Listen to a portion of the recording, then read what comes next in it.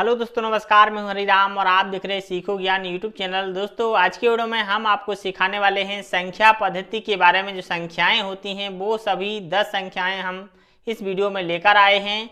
दोस्तों, आप बोर्ड पर देख पा रहे हैं प्राकृतिक संख्याएं, पूर्ण संख्याएं, पूर्णांक, अभाज्य संख्याएं, संयुक्त संख्याएं, सम संख्याएं, विषम संख्याएं, परमेय संख्याएं, अपरमेय संख्याएं, वास्तविक संख्याएं।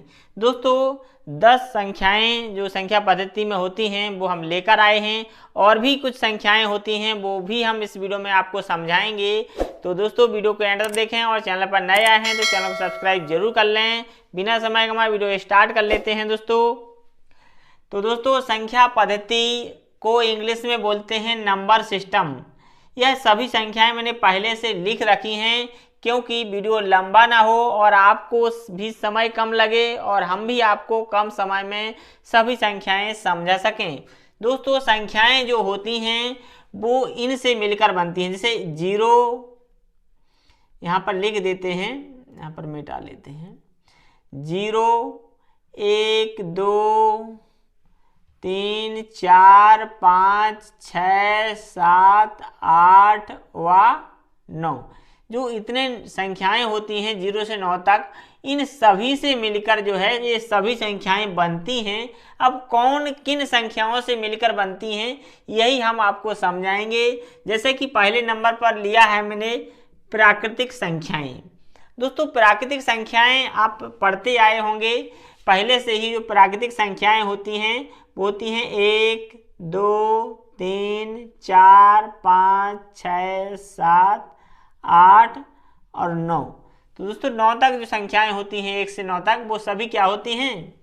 प्राकृतिक संख्याएं होती हैं। अब जो है पूर्ण संख्याएं क्या होती हैं ये भी आप समझ लीजिएगा। पूर्ण संख्याओं में दोस्तों 0 मिल जाता है। 0 और 1 2 3 4 5 6 7 8 और 9। तो दोस्तों, पूर्ण संख्याओं में क्या हो जाता है? 0 मिल जाता है। अब आते हैं तीसरे नंबर पर जो पूर्णांक लिखा हुआ है। पूर्णांक दोस्तों 3 प्रकार के होते हैं: ऋणात्मक पूर्णांक, शून्य पूर्णांक और धन पूर्णांक। देखिएगा, आपको यहाँ पर लिखना है कैसे।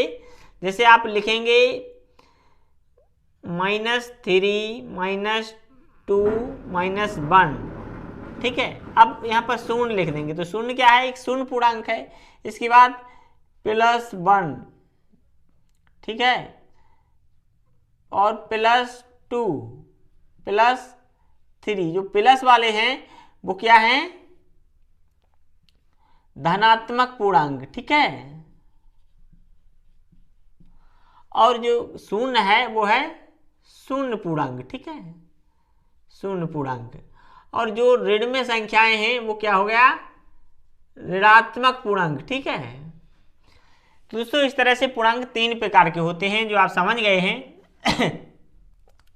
अब आता है अभाज्य संख्याएं। दोस्तों, जिन्हें बोलते हैं प्राइम नंबर। अब आप प्राइम नंबर तो समझते हैं, जो संख्याएं खुद के अलावा दूसरी संख्याओं से विभाजित नहीं होती हैं। जैसे आप लिखिएगा यहाँ पर 2 3 5 7 11, इस तरीके से जो संख्याएं होती हैं। लेकिन इसमें आपको बता दें 2 जो है एक सम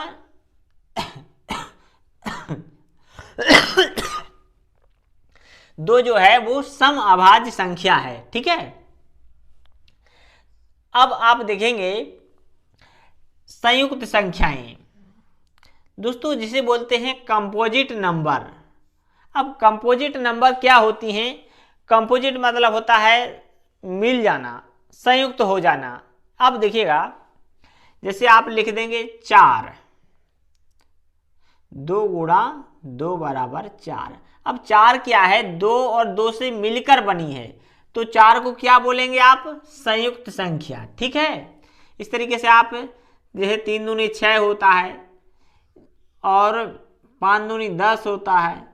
इस तरीके से 8 लिख दीजिएगा, 2 चौको 8 होता है। यानी 2 या 2 से अधिक जो है गुणनखंड फैक्टर्स होते हैं जिन संख्याओं की वो तो जो है संयुक्त संख्याएं कहलाती हैं। नेक्स्ट आप देखिएगा सम संख्याएं। अब सम संख्याएं तो आप जानते ही हैं, पहले से पढ़ते आए हैं।